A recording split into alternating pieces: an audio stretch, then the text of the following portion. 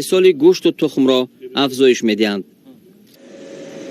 در ادامه سفر کاری در شهر خوجند، اساسگزار صلح و وحدت ملی، پیشوای ملت، پرزیدنت جمهوری تاجیکستان محترم امامعلی رحمان در منطقه صنعتی شمال و شرقی به فعالیت کارخانه نوی استحصال محصولات آردی و کارکردی نان آغاز بخشیدند.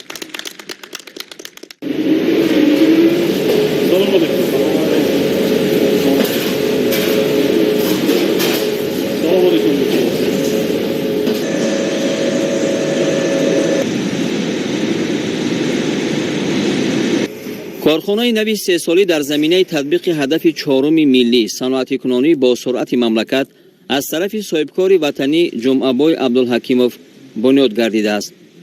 اقتدار استحصالی کارخانه در یک ماه از 15 تا 18 تانه محصولات با صفت غذایی را در بر میگیرد. در کارخانه نوی صنعتی 22 نفر به کار دائمی جلب گردیدند که اکثر آنها را زنان و بانوان محلی تشکیل میدهند.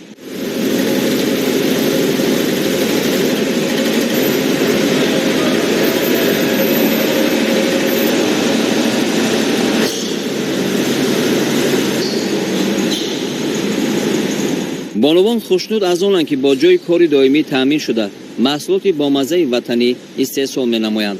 ما اویله عبدالحکیموف با افتخار جشن 30 سالگی استقلال دولتی جمهوری تاجیکستان اقدام گرفتیم که کارخانه نوی صنعتی استحصال محصولات آردی و کارگرد نان را در شهر خوجند تأسیس دهیم. خوشبختانه امروز کارخانه ما با اشتراک پیشوای معظم ملت محترم امامعلی رحمان افتتاح گردید.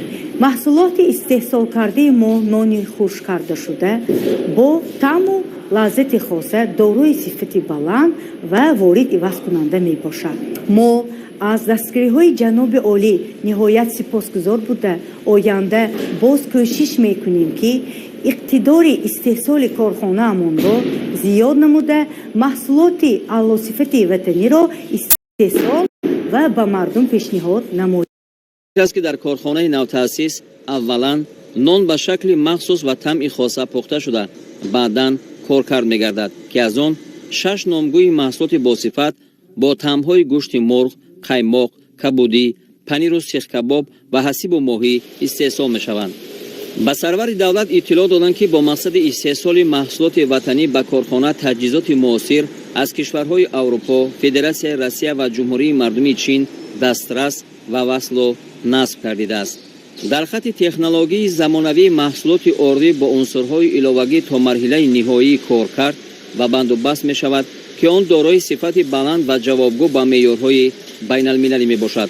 با در نظر داشت آنکه طلبگاران این نوع محصولات اکثرا کودکان و نورسان و جوانان می باشند، پیشوای ملت محترم امامعلی رحمان ضمن شناسایی با فعالیت کارخانه به ترکیب و صفت آن دقت جدی ظاهر نموده مسئولان را وظیفه‌دار کردند که در روند استحصالات به صفتناکی توجه اساسی روانه نمایند.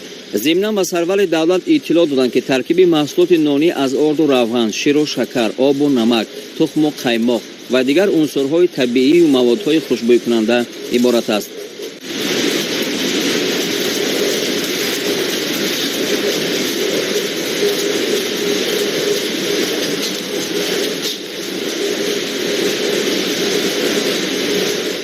باید گفت که قبلا محصولات کارکرد شده نانی از خارج مملکت وارد میشد و ارزش گران داشت. طول سالهای اخیر با دستگیری‌های بی‌واسطه رهبریت عالی دولت و حکومت مملکت استحصال این نوع محصولات با صفت بلند به راه مانده شده به خارج کشور نیز صادرات کرده می شود که در بازار استعمالی رقابت‌پذیر است و طلبگاران زیاد دارد. پس از شناسایی با فعالیت کارخانه استحصالی محصولات آردی و کارکردی نان، پرزیدنت جمهوری تاجیکستان محترم امامعلی رحمان از نمایش محصولات استحصال نموده کارگاه نوی صنعتی دیدن کردند. در همین جا به پیشوای ملت از استحصال محصولات دیگر غذایی که در نتیجه کارکرد کارتوشکای محلی استحصال می شود اطلاع دادند. گفته شد که در سیخ علاهیده تابع کارخانه مذکور کارکرد کارتوشکا به راه مانده شده است و از آن محصولات خوشصفت و بالذات آماده می گردد. در زمینه تطبیق هدفهای سازنده و بنیادکارانه رهبریت عالی دولت و حکومت جمهوری و امتیازهای مقرر گردیده به صاحبکاران وطنی چنین کارخانه کارگاه‌های استحصالی در مملکت خصوصا در ولایت سوخت، بنیاد و مورد استفاده قرار می‌گیرند. که در برابر استحصال محصولات بلندصفت وطنی جایهای نوی کاری تأسیس یافته ساکنان زیاد به شغل دائمی جلب کرده می شوند. همه این تدبیرهای مهم به خاطر بلند شدن سطح زندگی اهالی روانه شده است. پیشوای ملت محترم امام علی رحمان به صاحبکار وطن دوست جهت بنیاد کارخانه نوی تولیداتی و جانبداری از سیاست پیشگرفته حکومت جمهوری تاجیکستان اظهار سپاس نموده برای باز هم افزایش دادن اقتدار استحصالی و بیشتر نمودن جایهای کاری مصلحت و توصیه‌های سودمند دادند.